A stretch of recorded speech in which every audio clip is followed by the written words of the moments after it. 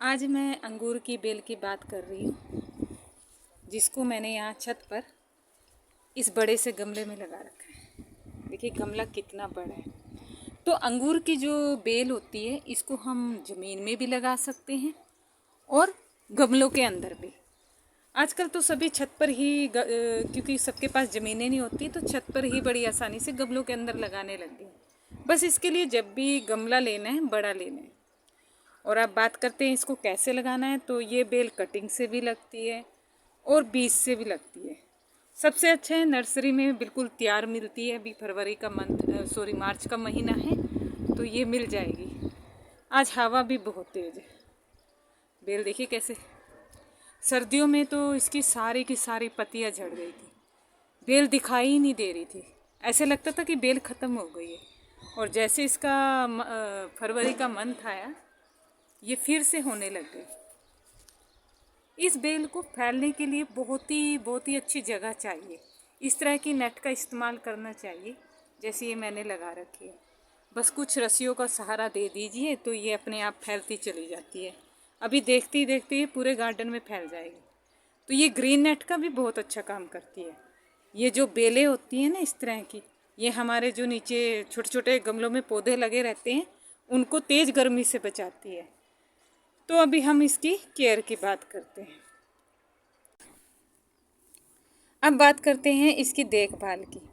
तो फरवरी का जैसे ही मंथ शुरू हुआ था तो मैंने सबसे पहले जो इसमें काम किया था वो है इसकी हल्की हल्की सी प्रूनिंग करना बहुत ज़रूरी होता है। जो फरवरी का महीना होता है उसमें हमें पौधों की काट छटाई कर देनी चाहिए। ये सब करने के बाद जो पौधे की ग्रोथ होती है और भी अच्छी हो जाती है। न्यू पत्तियाँ निकलती हैं और ज़्यादा से ज़्यादा ब्रांचेस निकलती हैं, जिससे हमारी बेल पहले से काफ़ी भारी हो जाती है। और अब बात करती हूँ खाद की। फरवरी के महीने में मैंने इस अंगूर की बेल में जो खाद डाली थी वो ये सब है।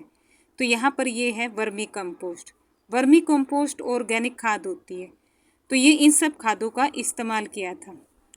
तो वर्मी कंपोस्ट हो या गोबर की खाद हमारी अंगूर की बेल के लिए अच्छी होती है। ये है सरसों की खली।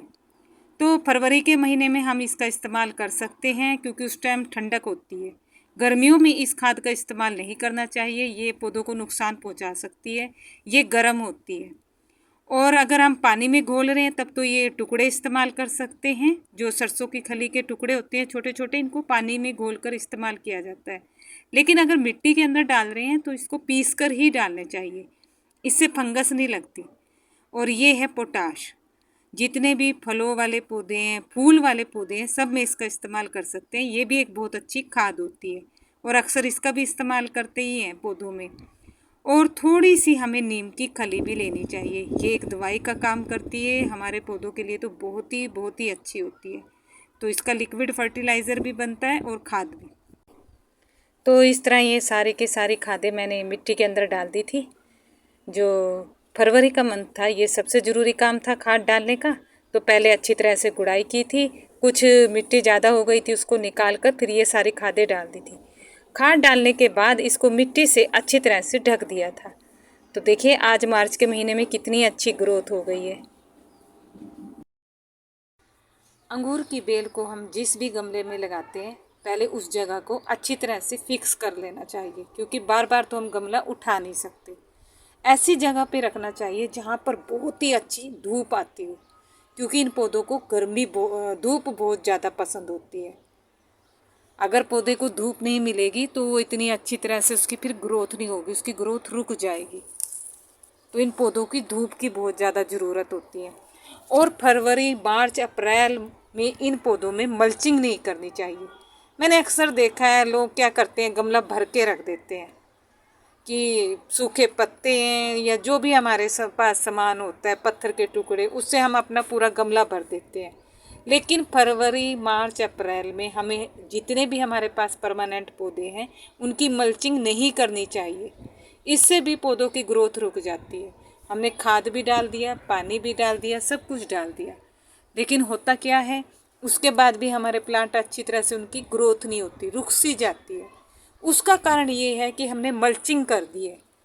फरवरी मार्च अप्रैल के महीने में हमें अपने पौधों की मल्चिंग नहीं करनी चाहिए। उस समय इतनी ज़्यादा गर्मी नहीं होती और जैसे अभी मैंने इसको ऐसे ही रखा हुआ है, देखिए कितना गमले को साफ कर दिया। इसके आसपास जितने भी पौधे थे उनको भी काट दिया है, क्योंकि इस समय हमारे पौधे को धूप की बहुत ही ज़्यादा ज़रूरत है। डेली इसकी मिट्टी सूखती है और मैं इसमें पानी डालती हूँ। जो मैं पानी डालती हूँ तो मैंने इसमें खादें मिलाई हुई हैं, उससे वो पानी घुलता है और वो इसकी जड़ों को मिलता है, तो धूप भी मिलती है, खाद भी मिलती है। तो इस तरह हमें छोटी छोटी बातों का ध्यान रखना चाहिए। हम खाद पर ज़्यादा ध्यान दे देते हैं, लेकिन इस तरह छोटे छोटे जो गार्डन वर्क हैं वो नहीं कर पाते। तो दोस्तों, आप भी इसे नर्सरी से लेकर आइए और ढेर सारे खट्टे मीठे अंगूर लगाइए अपने गार्डन में।